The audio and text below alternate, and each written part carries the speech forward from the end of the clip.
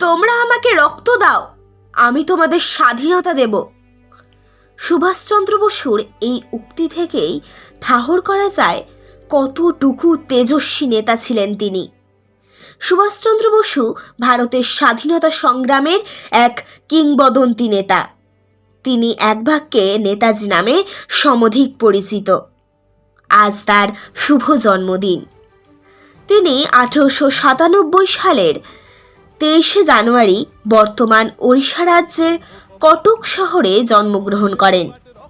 British ভাগাও আন্দোলনে সুভাষচন্দ্র ছিলেন মহাত্মা গান্ধীর বিপরীত মতাদর্শী।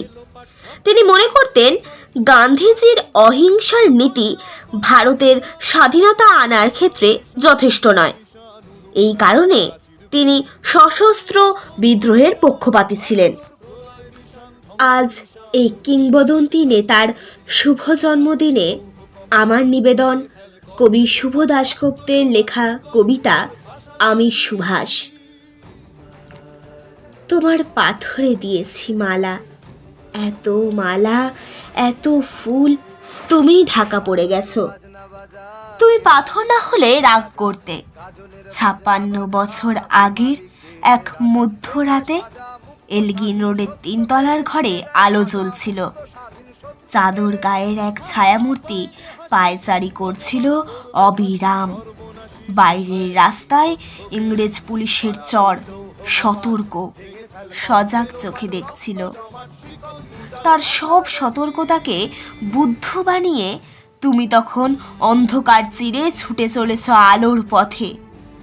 দেশের মানুষ, কাক পক্ষী কেউ টের পায়নি। তুমি চলে যাবার পর 56টা শীত, বর্ষা, গ্রীষ্ম উধাও।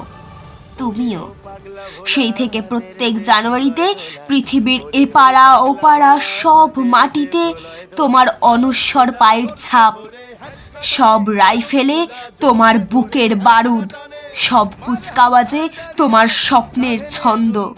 পরশ পাথরের মতো স্বাধীনতাকে খুঁজেছে তোমার অন্তরে লুকিয়ে থাকা খ্যাপা।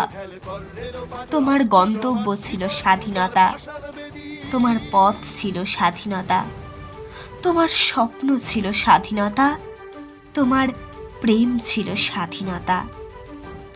তুমি রক্ত চেয়েছিলে স্বাধীনতার জন্য, তুমি তাই পাথর। যারা স্বাধীনতার আড়ালে চেয়েছিল গদি, চেয়েছিল সিংহাসন, ইংরেজের ছেড়ে যাওয়া লুটের রাজ্যপাট, তারা রইল সুখে।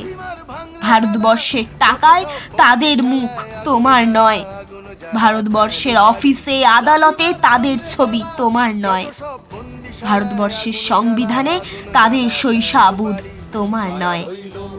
ইংরেজ গরিব মানুষকে পায়ের নিচে রাখতো, আমরা বড় লোকদের মাথায় করে রেখেছি। স্মাগলার কিংবা ডাকাতকে জোর হাতে সভাপতির আসনে আহ্বান করেছি। ইংরেজ এদেশের ধন সম্পত্তি লুট করত, আমরা দেশটাকে বেচে দিচ্ছি। ইংরেজ দিয়েছে চাবুক, লাঠি, গুলি, আমরা দিয়েছি মাস্তান, মাফিয়া, নেতা আর বুলি।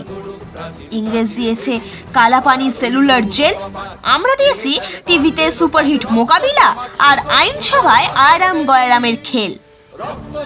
56 বছর আগের এক মধ্যরাতে পরাধীন এই দেশ ছেড়ে তুমি চলে গিয়েছিলে স্বাধীন এক স্বদেশে ফিরে আসার স্বপ্ন নিয়ে।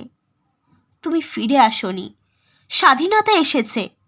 তার কাঁধের ঝুলি ভরে নিয়ে এসেছে ভোট নামক রাজস্ব যোগ্য, গণতন্ত্র নামক চিরায়ত মাৎসন্যায়, প্রগতি নামক লোক ঠকানো স্ট্যাটিস্টিক্স, সংহতি নামক বিস্ফোরণের চুরমার, ঐতিহ্য নামক মন্দির মসজিদের ঝগড়া, আর সমুদ্র হিমাচল ভরিয়ে দেওয়া ভাষণ, ভাষণ আর ভাষণ। 56 বছর ধরে তুমি পাথর হয়ে আছো। 56 বছর ধরে ভারতবর্ষ অধীর অপেক্ষায় কান পেতে আছে।